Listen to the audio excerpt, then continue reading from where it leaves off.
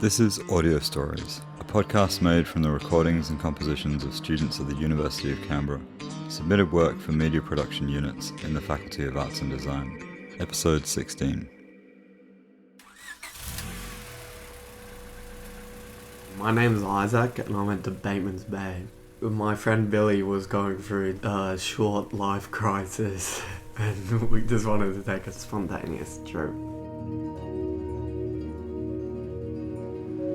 When we were in the tide pools, we actually saw an octopus. The way we found it, I put my hand in the water and its tentacle grabbed onto my finger. And that was terrifying because it obviously looks like the rocks around it. I had the bright idea that there were these little crabs running around. We picked one up off the rocks and dropped it in the water. The octopus jetted out from under the rocks and netted this little crab.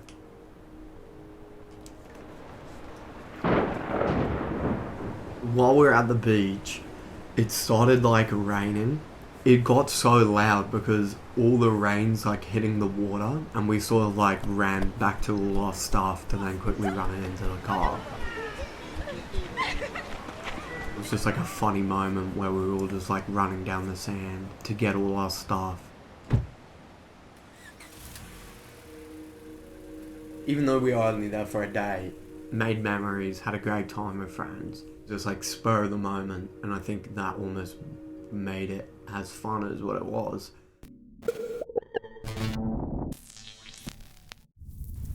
Prolonged exposure to people's personal grief and people's loss of property and, in some instances, life.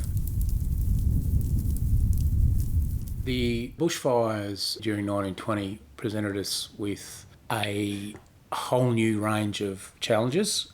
We were exposed to conditions that we hadn't seen before, and we were exposed to more destruction and personal loss of property than we'd ever seen before.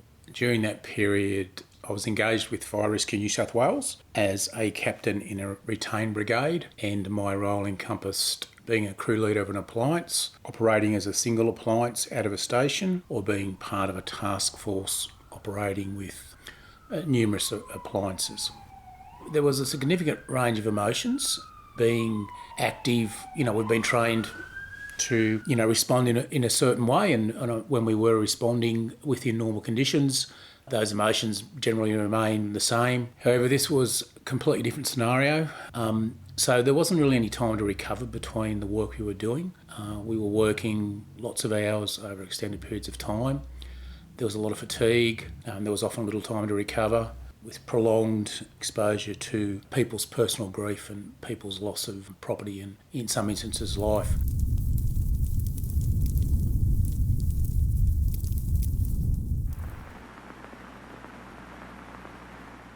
Hi, my name is Alexis. I'm actually from Malaysia. I don't remember much of my childhood in Malaysia, but I do hear a lot of stories. One story that really stuck to me was a story about me and my mom. She had taken me out to go play at our neighboring park. I was playing on the swings and she was reading a book by the bench. She then noticed a guy that was watching me, and she knew immediately that something was wrong and she needed to get me out of there. So we started going back. She noticed that the guy was actually following us. So we tried to walk faster and quickly get into the elevator back up into our apartment. But then when we went into the elevator, before the door was about to shut, he put his foot in between the doors and quickly hopped in with us. So she quickly hopped out and ran to the convenience store, talked to the auntie working at the convenience store to call the police. But by the time they got here, the dangerous man was already gone. After hearing that story, it made me really appreciate what I have.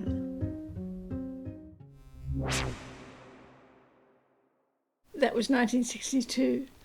There were 5 women's colleges and 25 men's colleges. So I applied for a scholarship. You had to apply for a scholarship, and then you had to put down your choice of university. And so I put Oxford down, and that was all. And we all went on the 20th of September 1962. We left Sydney. In those days, the plane went Sydney, but Darwin you had to get off, Singapore you had to get off, Karachi you had to get off, Cairo you had to get off, Athens you had to get off, and then London. And I did 2 degrees at Oxford. I did a master's, and then I did my doctorate. While I was at Oxford, I knew I was going to India, in the India Office Library, where I did my research in London as well. There were 2 Americans, and they were from Berkeley, and they said, look, next summer in America we always have summer school. You can do Hindi if you come to summer school. And so I thought I'd go because my father worked for Qantas. It was only £40 for me to go to San Francisco.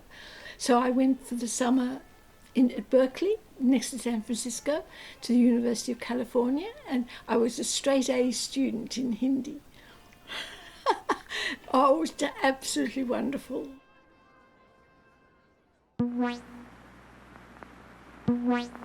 It was like a fever dream.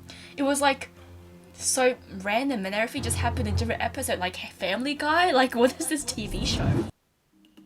So one day, right, we were walking outside the house to walk my dog with my brother. Yeah, so the left side of the house, the lady came outside and she started like swearing and cursing at us, saying, "Get the alarm, I'm gonna call the police on you. This is my house, my property." So my brother literally ignored her. But yeah, she was just saying, "I'm gonna get my brother to beat you up." And that's the last thing I heard. So I was like, I don't even care anymore. So I just took my brother off to the walk and I was walking my dog. And my dog just looked really confused. So after we came back from walking the dog with my brother, we went back inside and, gonna put the dog outside. My grandma, obviously being Asian, has a really loud voice. She was planting something in her garden and she was talking really loudly about how, it's really bad seasoning like this year where the plants are not growing. But yeah, anyway, so I think maybe that triggered the guy. And we just hear like a bunch of rustling sound outside. And then was just throwing lemons at us.